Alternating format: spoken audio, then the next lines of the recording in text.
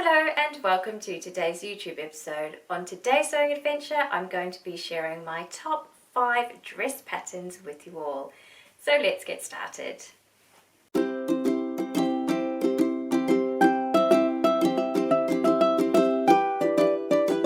Okay, so on the rack next to me, I have my top 5 dress patterns that I want to share with you today. Some of them are beginner friendly, which is fantastic.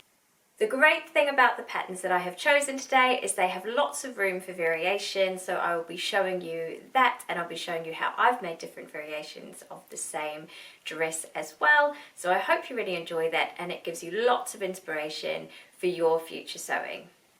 So for each dress that I show today, I will be telling you the measurements. The measurements are written in my notebook here, so if I'm looking down here, then that is what I am doing because I find it difficult to keep numbers in my head. But I am going to start off with the first pattern, which I believe is a kind of confident beginner pattern. So it looks really stunning, it looks really impressive, but it can be achieved by someone who is starting out. There are a few techniques in here like gathering and this neck piece where you fold down this bit to make the channel for the tie in the neckband. But apart from that, it's actually really straightforward and very achievable for confident beginners. So the pattern that I'm talking about is the Friday Pattern Company Wilder Gown, and this is a version of the Wilder Gown that I have made in a lovely Liberty lawn fabric, and I really love this dress. This one is made in the full length, so it is quite long, it is quite a statement. It's very flowery and very bright, but I do love wearing it. It's very comfortable, and it's really good kind of across seasons as well, because obviously it's made from the cotton lawn, so I can wear it most of the year. Obviously not in the height of summer, but I can wear it most of the year. So that is really good. I have another version here to show you. This is a bit different. This is a viscose version, and this is really lovely. The viscose has a bit more drape to it, so that makes it a bit more kind of floaty and flowy, and obviously it does have quite a different vibe because it's got the black background and then it's got these kind of bright autumnal colours on it. I do love wearing this one as well. Then we've got this lovely ribbon. Instead of making the necktie out of the same fabric, I decided to choose to use the ribbon because obviously it kind of makes it really stand out and gives it like just a different vibe. So those are both long, the full 3 tiers, and obviously long sleeved. I do have one which is more of a summer version, which is the short sleeves. I have seen people make this dress sleeveless. It has the raglan seam coming up here, so when it's sleeveless, what they do is they just kind of have the tie holding it in place around the neck. So it does have kind of a bit where it's just tied up, I think from memory, and then you just either bind the edges or make this into a seam, so you can have it sleeveless. This one's not quite as long, but it is still quite long. And it is, again, it's a viscose, so it's a bit more drapey, and it's really lovely to wear in the summer, and it's nice and cool. And it does have navy, but it's got lovely kind of flowers on it, which give it kind of more of a summery vibe. So I know that quite a few people that I've spoken to say they don't like the Wilder gown because it sits out at the waist, and they don't find it flattering and they don't find it comfortable. So what I've actually done on all 3 of these versions is I have attached elastic in to the waist. So if I show you this one, I don't know how I can show you, you can see that there is actually, I don't know if you can see it, there is actually a stretch across the waist there where I have put that elastic in. And what I find is that that gives the waist some more definition. So if you've heard people say things like, oh, I don't like it, it's not very flattering, it's not my style, then that could be an option for you. You can see there's just a little bit of elastic, still very comfortable to wear, but it just does define your waist a bit more. So the great thing about the Wilder gown as well is it is fully size inclusive. It goes from an 81 centimetre bust to a 152 centimetre bust. So it is a really lovely pattern, really good for confident beginners, and lots of variations that you could try if you were making this pattern as well. Obviously you could make it a lot shorter. There is also a version of a top, so you can actually just make it as a top. It doesn't even have to be a dress. So very versatile, very comfortable, and very lovely to wear. That was the first pattern, pattern number 1. Now pattern number 2 can also be a top or a dress, and I've got a few different versions here. I've got 2 top versions and 2 dress versions of this pattern, and the pattern is the Tilly and the Buttons Mani blouse. So even though it's called a blouse, you can make it as a dress. So this is a dress version. This was the first version I made. This is in a viscose fabric, and it's got this lovely kind of lurex gold running through it, so it's very, very beautiful. I didn't do the pin tucks for this one or the neck ruffles. I just put the binding around the neck, but I did do the shoulder ruffles. So this is the Mani blouse as a dress, and it's kind of like a tunic length, so it is quite short. So I do wear it in winter with leggings and boots, and sometimes even a long sleeve layer underneath as well, depending on how cold it is. But it is a really comfy one to wear. Obviously there's no elastic or anything around your waist. It is just fully free, so it is very comfortable and very easy to wear. So that's the first version I made of that. The thing I like about the Mani blouse is you can add these lovely pin tucks. So this is not a dress version, this is actually it as a blouse, but what I did on this was I added the pin tucks along the front and along the top of the sleeves as well. This is the blouse. This one does not have the ruffle around the neck either. It doesn't have the shoulder ruffles either. So again, you can see that there's a lot of versatility in this pattern because you can do so many different variations. You can include the pin tucks, leave them off. We've got shoulder ruffles, neck ruffles. You've got loads of different things that you can choose from. So that was I think the second version I made. And then this is another top version, and I thought I'd put this one in just because I really love the fabric. And it's a similar fabric to the first one. It's got that kind of lurex gold running through it. And this is the top with the neck ruffles and the shoulder ruffles without the pin tucks. And then if you've watched my last YouTube clip, you would have seen this one. Again, no pin tucks. Even though they were fun to make. I don't know why I didn't do them again, but they were fun and they didn't actually take as long as you would think that they would. So I'm not quite sure why I haven't gone for pin tucks again. But this version has the shoulder ruffles and the neck ruffles as well.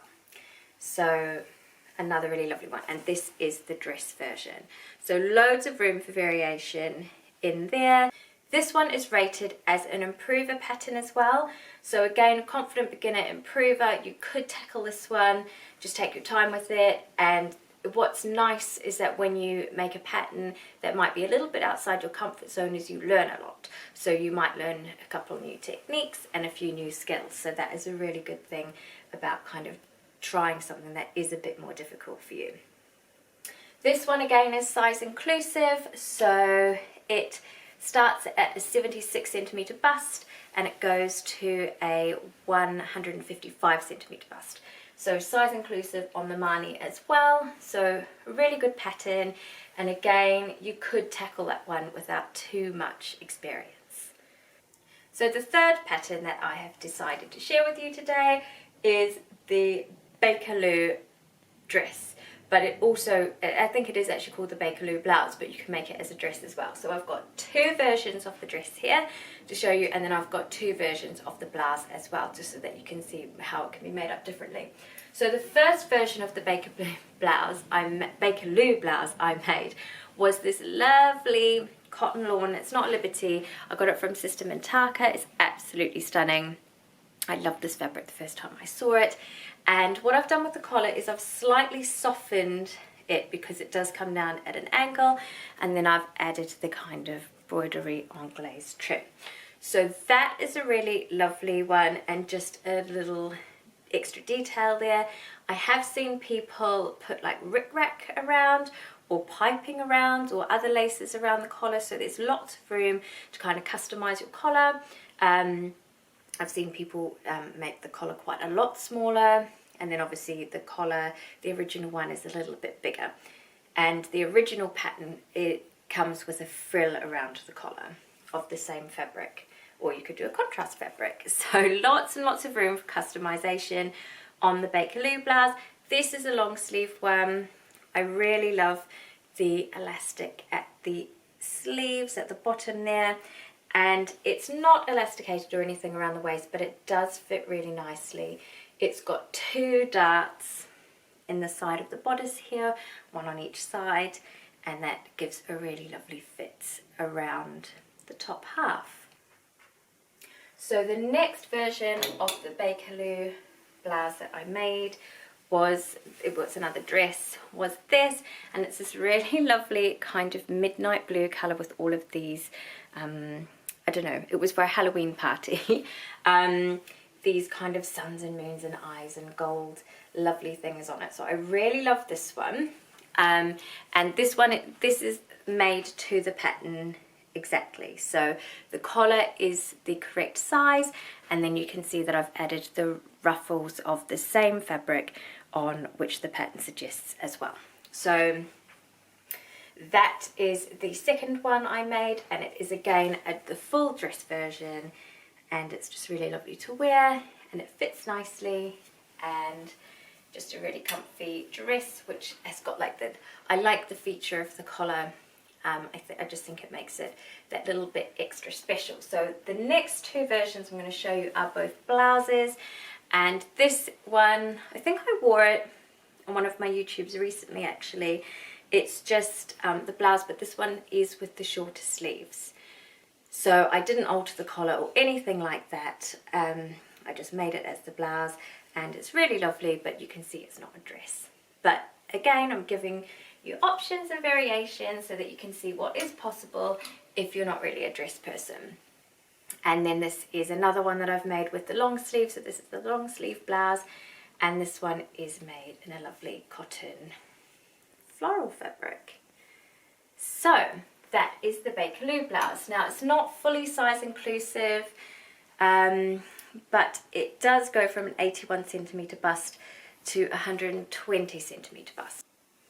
Now we've got 2 more to go. So the 4th one I've chosen is the Tilly and the Buttons Lyra dress, and it is absolutely no secret that I love the Lyra dress. Again, there is lots of room for variation in the Lyra dress, and I have got 3 versions here that I will show you today.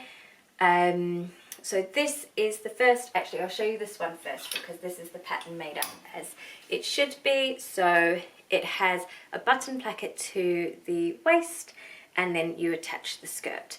So if you can see that, that's how you're supposed to make the pattern. This one has got the long sleeves, and this is like a shorter version. So it looks like it's quite long, but it's actually just about knee length. So this is a really lovely one to wear. I really enjoy wearing this one. I do prefer to wear the Lyra dress actually in winter because I think having the collar, I do like to button it up around my neck, and I do feel that that's kind of like more of a wintry thing because obviously it keeps you warmer. I do have a short sleeve version to show you, but I do prefer it as a winter dress with like leggings and boots. The other thing is that if you make the long sleeve version, you've got the lovely elastic around the cuff of the sleeve as well, which is really nice, and it's just basically a lovely shirt dress. So that is the first version of the Lyra dress. Now the second version I made was even longer, and I hacked it so that the button placket actually went all the way to the bottom.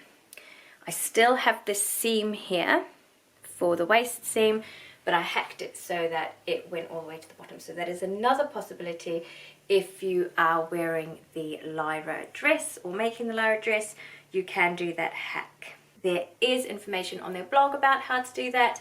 I don't think I followed that in the end. I think I just did my own thing, but I do know that they do have a blog post about that. So that is the second version of the Lyra dress, and again it is in a viscose fabric, Now the last version that I'm going to show you is a short sleeve version, and it looks like this. So this is, again, it's a viscose. You can actually see probably more clearly the button placket. Oh, I haven't done up the buttons at the bottom, but the button placket stops here and then the skirt is attached. It is short sleeved. I do wear this one in summer. It is actually really lovely, and because it's viscose, it's nice and cool. But again, it's just giving you that kind of variation on what you can achieve with the pattern. I have actually seen people make this pattern as a shirt. So what I'm imagining they did was they just extended, obviously, this bit down to make it a bit longer, or I suppose if you wanted, you could make a cropped shirt out of it as well. So that could be an option for you if you are a bit more experienced and you wanted to give that a go. The rating for the Lyra pattern, again, is an improver. So it says it's an improver pattern, but again, like I said, if you wanted to extend yourself with your sewing or improve, then you could give that a go, because there might be some techniques that you haven't tried before that you could practice and that you could make a start on improving and learning. Now the last pattern that I'm going to show you today is this one. I've only made it once, so I've only got one variation to show you, but this is the Zade jumpsuit, but this is the Zade dress. So I have shown this on my YouTube before. It is a wraparound dress. It is really lovely. I love this fabric. I actually made this one for my 40th birthday, which was last year, and I love wearing it. It's really long. It just feels really lovely to wear, and it just feels just so summery and bright as well. I have worn it in winter with long sleeve underneath it and leggings and boots, and that has been really successful as well. So it's not exclusively for summer. I can wear it in winter time, but it's just a really lovely pattern, and it's nice to have a wrap dress. I do enjoy a wrap dress. It's nice to have a wrap dress to kind of add to the variation in today's patterns as well. Now the Zade dress is a add-on to the Zade jumpsuit. So I've made the Zade jumpsuit I think 3 times before, and I love the Zade jumpsuit as well, but I wanted to try the dress, so this is like an add-on to the Zade jumpsuit. So for variation, you could also make this one as a jumpsuit. It does have long sleeves as well. I haven't made any of the jumpsuits or obviously the dress with the long sleeves, because I kind of see it as a summery thing, and as I said, if I want to, I can just layer it up with long sleeves and leggings underneath. So that is my last pattern. Now the Zade dress is rated as an advanced beginner. I would say the difficult thing about this is adding the binding around the neckline. That is a bit of a challenge, but there are gathers around the skirt and pleats, but it is really, what did I say it was? It was an improver. It is, an advanced beginner. It is like a really good one to try, because it does kind of have those techniques that might extend your sewing skills. So it is size inclusive. It goes from 80 centimeter bust to 142 centimeter bust. So that is really good as well. And it is just a lovely pattern. I wouldn't be surprised if you do see another Zade dress popping up in my wardrobe at some point soon. So that is it for today's YouTube episode. We went through the 5 dress patterns next to me. Now I hope that you found that really inspiring and it gave you lots of ideas. I did try to include ideas for different variations of each dress, and also show you some of the ones that I had made as well. And what I like about these dresses is they are all quite different in their style, but they are all very, very wearable, and kind of that you can dress them up, or they can be day to day or even for work as well. So they are very versatile and very good additions to your wardrobe too.